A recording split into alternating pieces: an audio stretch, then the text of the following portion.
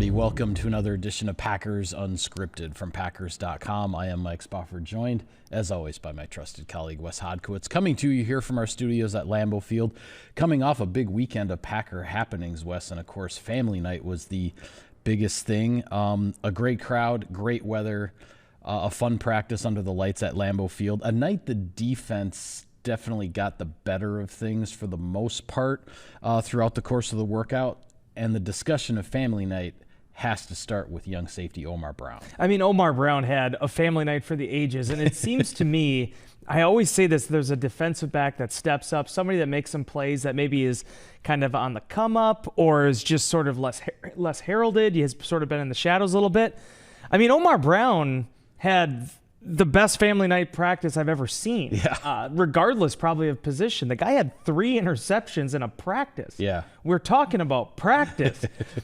Now, he had even mentioned he's never had 3 interceptions in a game before. He actually had 2 picks already to start training camp through the first 8 practices. So this was a guy that already was getting noticed a little bit, but my goodness, man. And it wasn't like they all dropped in his lap. The second one kind of did, but he put himself in the right position. He had to make some pretty nifty catches on the other 2. The first one flashing in front of Malik Willis on a goal line red zone drill. Picks it off. It's a bang-bang play. You got to get it. And that last one, my goodness, it was like David Tyree. He's like kind of pulling it against his helmet a little bit and comes down with it and controls it. Yeah, 50-50 ball there along the sideline. Yeah. It could have gone either way, and Omar Brown's the guy who made the play. And Xavier McKinney said afterwards, he's like, I've been saying, like, we have a bunch of safeties who can play here, and it isn't just the guys on the 53. It's Omar Brown, who spent all of his rookie season on Green Bay's practice squad, was twice elevated from the practice squad to the game day roster throughout the course of the year. But I'll tell you what, man, when you're looking for ways to get noticed, this is how you do it. It's interesting how this has played out, too, with Omar Brown, because a year ago, spring of 2024, he was actually brought in. He came to Green Bay for a pre-draft visit, was going to be a late-round, undrafted kind of guy. Packers were definitely interested in him. But then the way things unfolded then throughout the spring, the Packers have signed Xavier McKinney. They end up drafting 3 safeties, Javon Bullard, Evan Williams, Kitano Ladapo. So Omar Brown, smartly, I think, decides to go elsewhere as an undrafted guy. Like, why would you, as an undrafted safety, walk into a place where a team just drafted 3 guys at your position? So he goes to, I believe it was Denver. And they took care of him. He got a nice little bonus out of that. Yeah, he goes to Denver, but then doesn't make the team, isn't able to make the 53-man roster. So then he's available at roster decision time, and the Packers end up offering him a practice squad spot. So all of that interest from previously, as we know, the Packers keep their files on everybody and they keep their eye on everybody.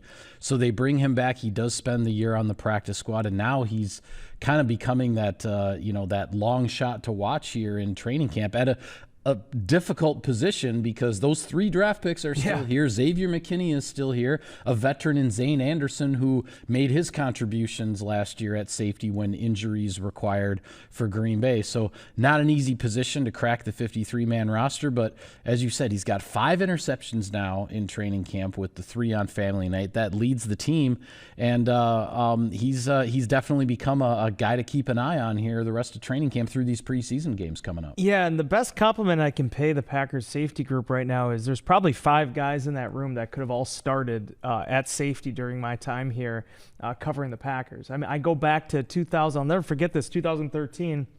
Myself and Pete Doherty at the Green Bay Press-Gazette were sitting down, and Pete was actually charting out, trying to figure out, okay, is there a possibility they could only keep 3 safeties on this team in 2013?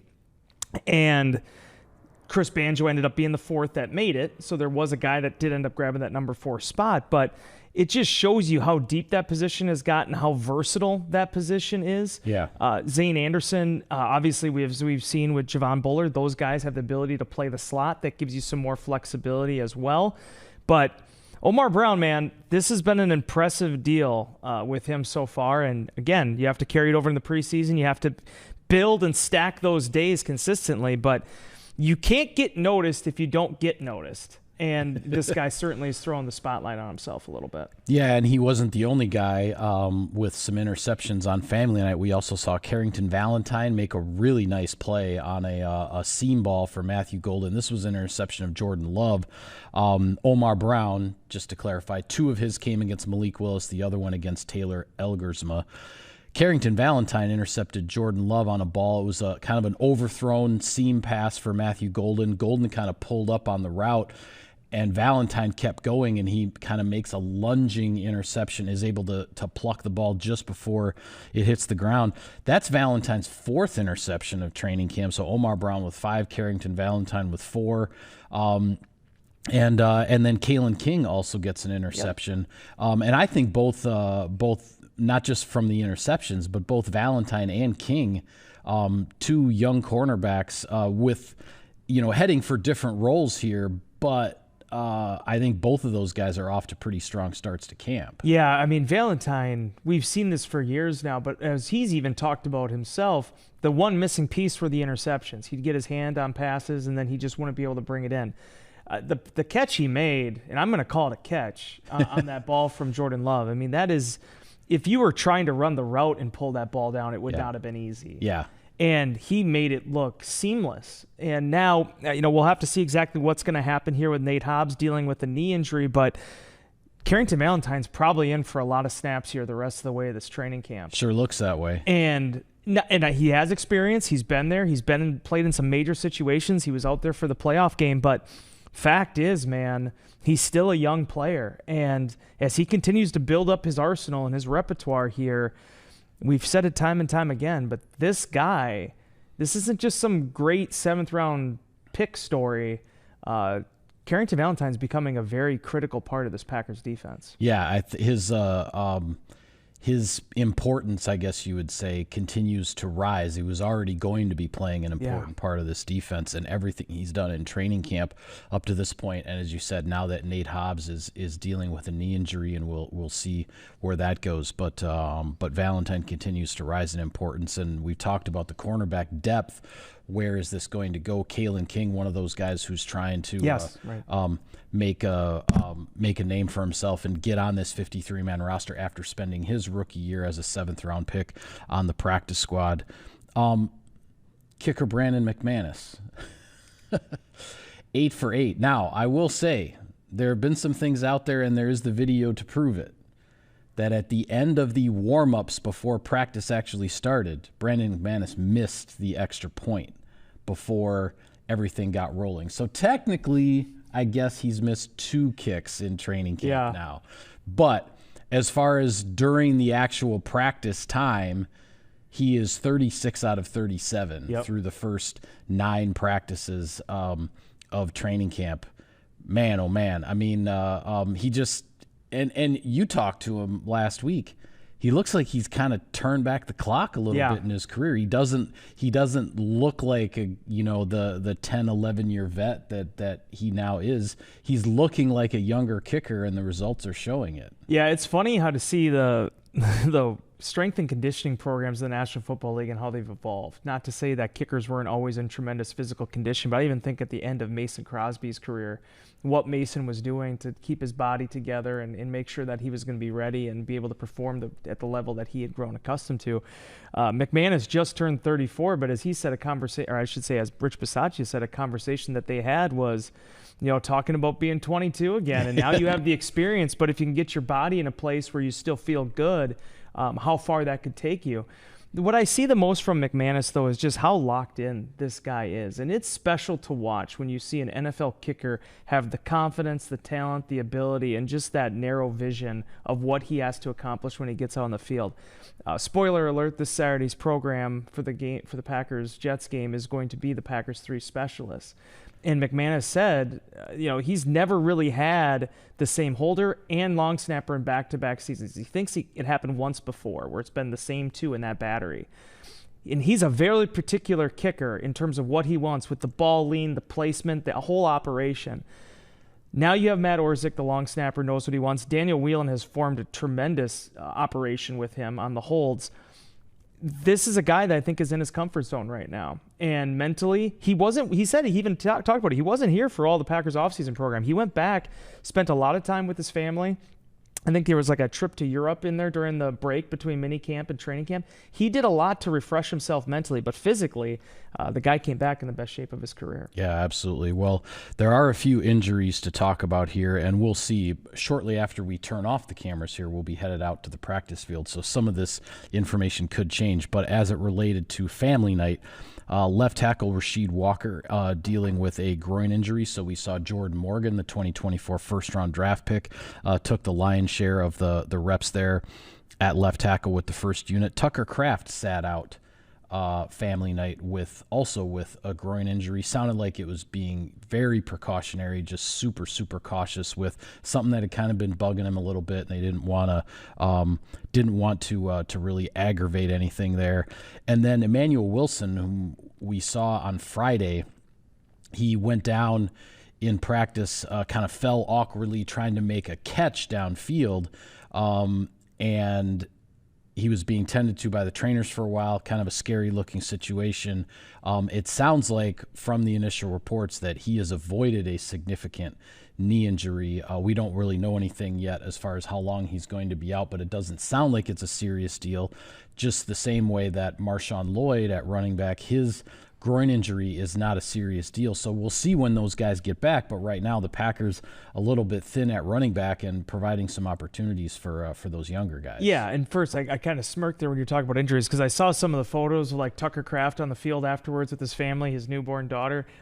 He looks like he's going to be okay. He looked like a guy that wasn't stressing too much about things. I think you just going to be careful with someone like that given the role that he's going to have on this offense. And as I wrote in Insider Inbox, every major soft tissue injury, or most that I've come across, all started as a minor soft tissue injury, so you want to be smart about that. Very true. The running back position is very interesting right now because, you have obviously Josh Jacobs, who's just been the bell cow every single day since he got here. Chris Brooks came in at the beginning of the last season. He's been in that de facto number 2 role now with Emmanuel Wilson and Marshawn Lloyd both on the sidelines. But as you talked about, there's going to be a lot of opportunities for young guys. Amar Johnson's a guy that has really impressed me so far. You can see him run with power. He missed the beginning of training camp, I believe, with a hamstring, but has come back and has looked good. They still have some bodies there and guys that'll probably be handling the lion's share of these touches in this preseason game against the Jets. Yeah. But certainly those top 4, that was where Green Bay looked at their strength of this position. It's why you and I talked about all offseason about how strong they were in the backfield. It was Jacobs, Wilson, Brooks, and Lloyd, and right now that's halves. So seeing exactly where that takes them here and when they could potentially get both Lloyd and Wilson back in the fold is going to be critical, I think, for Green Bay. I mean, Wilson had 100 carries last year. Yeah. We talked so much about the first time Josh Jacobs, or the second time in his career, Josh Jacobs had 300 carries in a season. Emmanuel Wilson is the number 2, had 100. I mean, the Packers ran the ball a ton last season. Yeah, absolutely. They're looking to have the depth to carry them through 17, hopefully 17 plus games here once the regular season rolls around. Before we shift gears, any other observations from family night that you think we should toss out here and make sure that we don't ignore? You're big on social media. I know you're big on social media. I have over 2 million views now on Twitter of my Romeo Doubs catching that last ball of the punt return drill. Did you see that? Yeah, we were watching that. He caught 6 footballs in his hands. And then unfortunately, I think he had one between his legs. One between his legs. Yeah, sorry. Get that in the record book. And he unfortunately is the 7th. He's calling for the 7th one. He loses one. 2 of them fall out. He gives up on the drill, or it looks like it. He just flashes his hand out there and catches a punt from like 60 yards out off of Jug's machine, like your kid just threw a Nerf ball at you in the living room. Right. I mean, what the heck, man? I mean, NFL receiver hands are ridiculous. But yeah, to that point, injuries happening at running back, also injuries right now for Green Bay at the receiver position, but steady as he goes. Every single summer we talk about Romeo Doubs being a guy that just performs, and I thought last week had probably his best week of practice so far. Yeah, I thought Doubs is he's just a consistent presence. You know what you're going to get. He's going to deliver for you, and he's a quiet guy. He doesn't say a whole lot, and that's okay. Another guy who just looks like he's in that mode of like, all right, let's just get ready for the regular season and let's get rolling here, even though that is still a little ways away. We do need to pay some bills, so at this time, let's hear a word from our sponsors. Sirius XM NFL Radio delivers hard-hitting analysis and up-to-the-minute NFL news that true football fanatics need 24/7, 365. At Cousin Subs, we have something for everyone, like our Wisconsin cheese curds, mac and cheese, golden fries, and creamy shakes, all paired with your favorite sub or sub in a bowl. Cousin Subs, 50-plus years of better. Pit Boss Grills, the official grill of Packers tailgating at Lambeau or at your house. Take your game day to the next level with a Pit Boss wood pellet grill. Pit Boss Grills available at Menards. Welcome back to Packers Unscripted. Wes, the other thing that happened Saturday over the weekend prior to family night, Sterling Sharpe became the Green Bay Packers' 29th inductee into the Pro Football Hall of Fame in Canton, Ohio. Gave what I felt was a rather memorable speech there on the stage at Tom Benson Hall of Fame Stadium in Canton.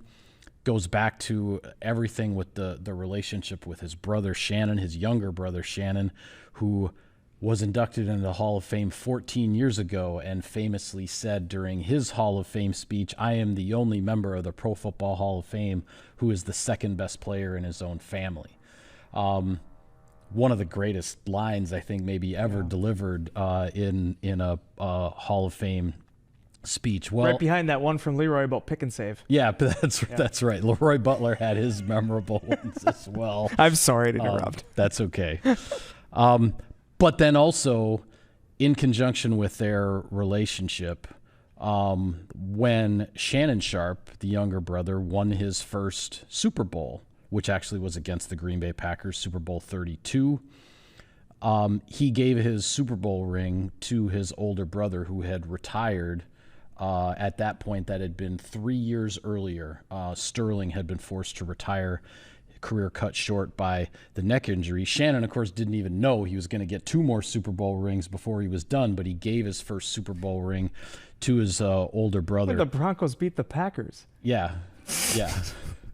So there you go. But in a gesture to return the favor, so to speak, Sterling brought his brother up on the stage during the speech, and he said, "Well, you said you were the only Hall of Famer who was the second best player in your own family. I want you to be the only Hall of Famer with 2 gold jackets." And he presented his gold jacket to his younger brother. So Green Bay Packers now with 29 Pro Football Hall of Famers. The Chicago Bears have 32. For those who are interested, I have a story on Packers.com taking a look at, are there ways for the Packers maybe to catch the Bears? And, those are the 2 franchises with the most, by the way. Chicago 32, Green Bay with 29. But it was great to see Sterling Sharpe get into the Hall of Fame. But at the same time, I couldn't help feeling like Mike Holmgren should have been part of this Hall of Fame class as well. And I know we don't have enough time to talk about that whole thing right now.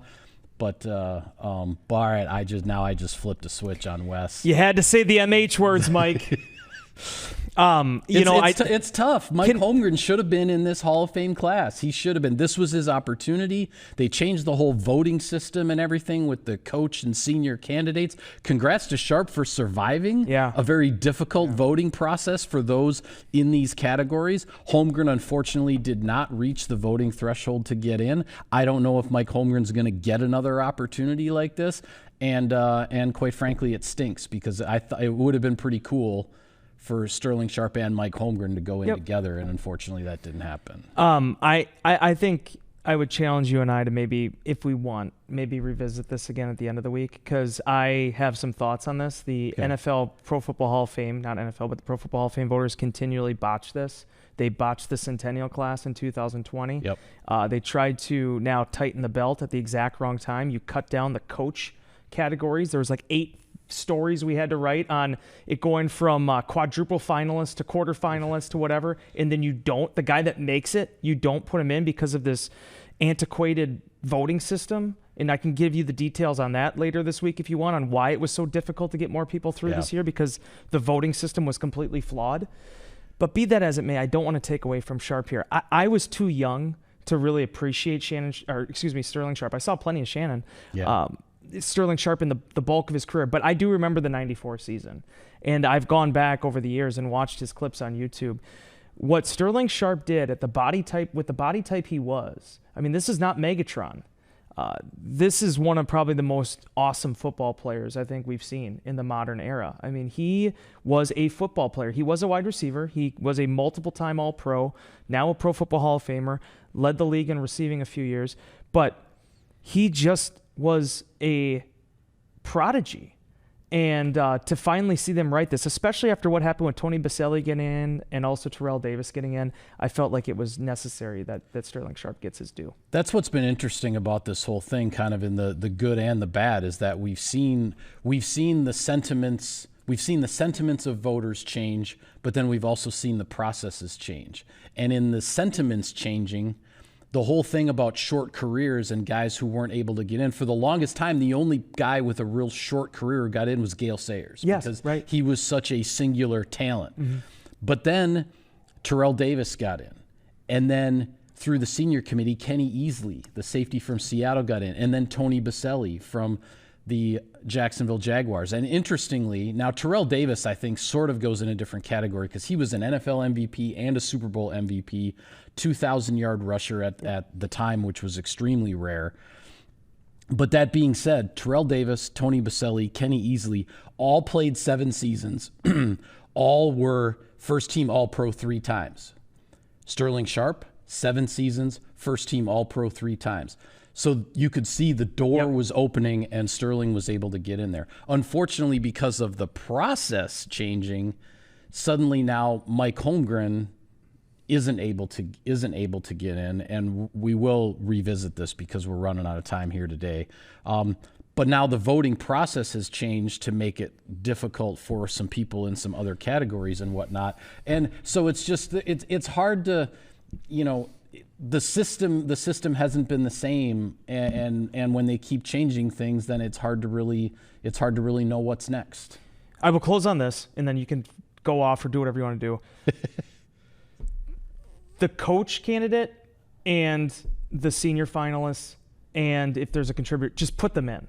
If you want to tighten the belt on the modern era. Yeah. Don't penalize the guys that already have had to wait for this. This is why we got in the Jerry Kramer situation to begin with. Right. Jerry Kramer was a finalist for the Hall of Fame in 1997 when I was 8 years old. And that was as a senior committee finalist. As a senior committee finalist. Yeah. If you're going to go through all this pomp and circumstance, but you want to now, for whatever reason, because you just let in 28 people 5 years ago, if you want to tighten the belt, tighten it on the modern era. Don't penalize the coaches that have had to now wait to get in the first place before they change the rules. And now you're tightening the belt and looping them back in with the modern era guys again. Anyway, I'm done. Okay. We do have to go. But it sounds like we're going to have another interesting discussion about this. I'm going to get those stats for you. So we are going to call it a wrap on this edition of Packers Unscripted. Be sure to continue to follow all of our coverage of training camp, videos, stories, podcasts like this one, all kinds of stuff on Packers.com. For Wes, I am Mike. Thank you for tuning in, everybody, and we will see you next time.